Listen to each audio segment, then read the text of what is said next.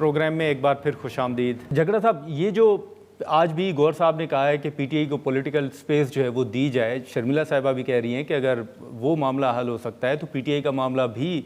قابل حل ہے، اس کا بھی حل تلاش کیا جا سکتا ہے، بیٹھ کے بات ہو سکتی ہے۔ آپ کے نزدیک آپ P T I political space کس طرح لینا چاہ رہی ہے، یا کس طرح آپ معاملات کو آگے بڑھانا چاہتے ہیں؟ کیونکہ حکومت تو ہمیشہ کہتی ہے کہ وزیر اعظم صاحب سمیت تمام وزراء جو ہیں وہ پی ٹی آئی کو مذاکرات کی دعوت دے چکے ہیں۔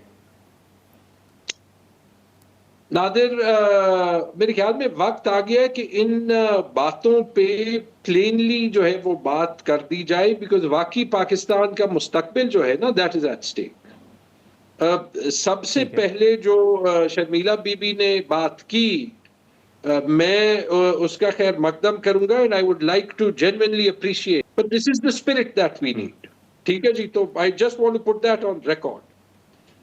مسئلہ نادر زیادہ تر یہ نون لیگ اور حکومت کی طرف ہی، اگر پولیٹیکل ویل حکومت میں ہو نا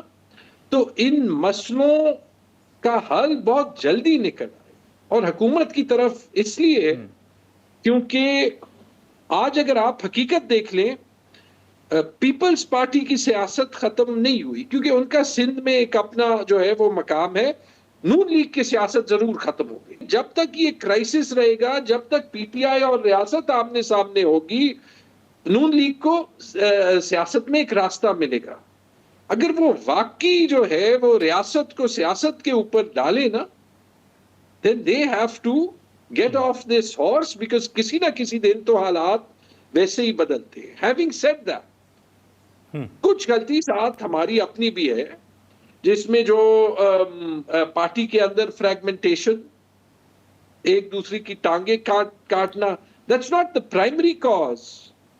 لیکن جب حکومت ویسے ہی آپ کو قانون، آئین، کورٹس، الیکشن، ان سب پہ جو ہے وہ اسپیس نہیں دے رہی، انفارچونیٹلی جب سے عمران خان سے ملاقاتیں جو ہے وہ ختم قرار دی گئی ہیں، with all the capability we have, and I believe، میرا ماننا ہے کہ پی ٹی آئی میں اتنا ٹیلنٹ ہے کہ کسی اور پارٹی میں نہیں ہے، لیکن افسوس کے ساتھ ایک انڈیویجولزم کا کلچر آ گیا ہے، اور وہ جو ہے وہ حکومت کا یہ کام کہ پی ٹی آئی کو ڈیوائیڈ اینڈ رول کیا جائے وہ بڑا آسان کر رہا ہے۔ تو جو پی ٹی آئی میں ابھی کسی رسپانسبل پوزیشن پہ ہے، اس پہ ریفلیکشن اور اس پہ کریکشن وہی کر سکتے ہیں، جہاں تک ہماری اپنی غلطی ہے۔ ٹھیک ہے۔ اچھا شرمیلا صاحبہ، آخری سوال ہوگا کہ جیسے آپ نے ذکر بھی کیا، یا اوور آل اس وقت جو اہم پیش رفت ہے ایران اور امریکہ کے حوالے سے، نو ڈاؤٹ عالمی سطح پر بھی پاکستان کے کردار کو انڈورس بھی کیا جا رہا ہے، سراہا بھی جا رہا ہے، لیکن اوور آل آپ کے علم میں ہوگا کہ جب ابتدائی طور پر پیٹرول کی قیمتوں میں اضافہ ہوا تھا تو پیپلز پارٹی نے مخالفت بھی کی تھی، اور حکومت نے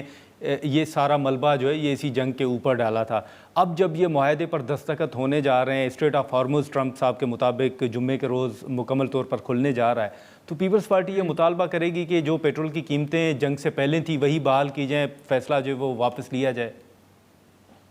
دیکھیے بالکل،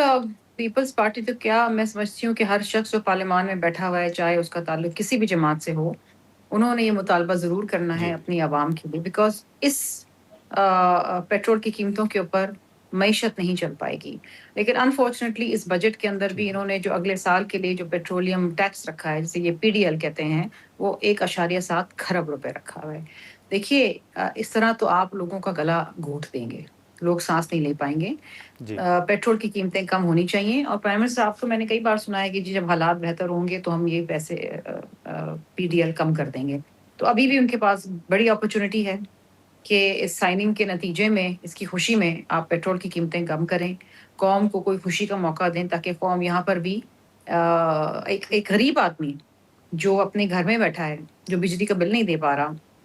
جو کھانے پینے کی اشیاء نہیں خرید پا رہا،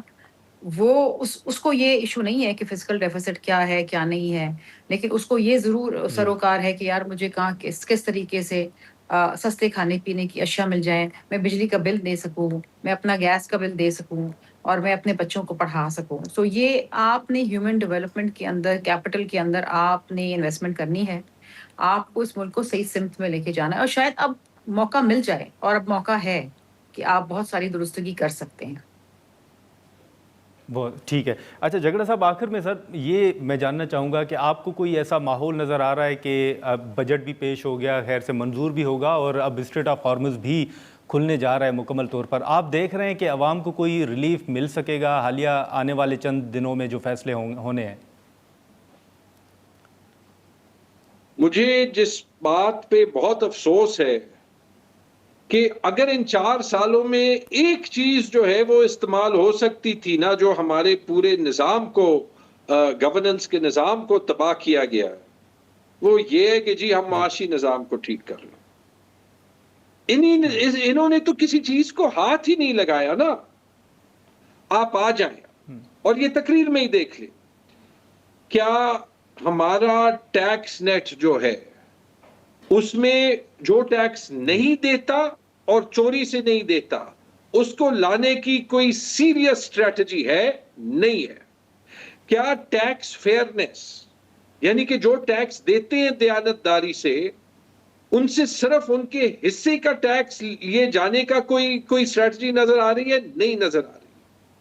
کیا حکومت کے اخراجات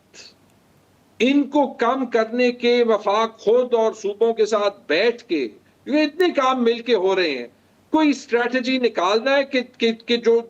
حکومت کی تنخواہوں کا نظام، پینشن کا نظام، یہ جو کھربوں کے ایسٹس ہیں، ایک جی او آر، ایک جو لاہور جم خانہ ہے 220 ارب روپے کی زمین ہے، جس پہ 5,000 روپے کا رینٹ جو ہے ایک ایلیٹ کلب کے لیے سال کا حکومت کو ملتا ہے. کوئی ریفارم نظر آ رہی ہے؟ نہیں نظر آ رہی. جب ہم صوبوں سے وہ پیسے لیتے ہیں، جتنا بھی اچھا مقصد ہو، وہ پیسے جو ہیں وہ اس پاٹ سے لیے جا رہے ہیں جس سے غریب عوام کی خدمت ہونی تھی. اگر یہ حل ہے، اگر یہ 4 سالوں کا خلاصہ ہے، تو اس سے زیادہ فلاپ حکومت معیشت کی ہینڈلنگ میں پاکستان کی تاریخ میں نہیں ہوگی. اور وہ تو ویسے ہی میٹر آف ریکارڈ ہے، کیونکہ اس سے پہلے 80 سال میں کوئی حکومت نہیں آئی جس نے 4 سال مسلسل پاکستان کا G D P growth rate 4% سے کم رکھا ہو. کبھی 65 کی جنگ، 71 کی جنگ، 47 48 کی جنگ کے بعد بھی یہ نہیں ہوا. ٹھیک ہے جھگڑا صاحب، بہت آپ کا، شرمیلا صاحب آپ کا بھی بہت شکریہ. ناظرین، گفتگو آپ نے سنی. ہم یہاں پر ایک مختصر سا بریک لیتے ہیں اور بریک کے بعد جو بجٹ کے حوالے سے گفتگو ہو رہی ہے اور جو تحفظات سامنے آ رہے ہیں اس پر ہم گفتگو کریں گے.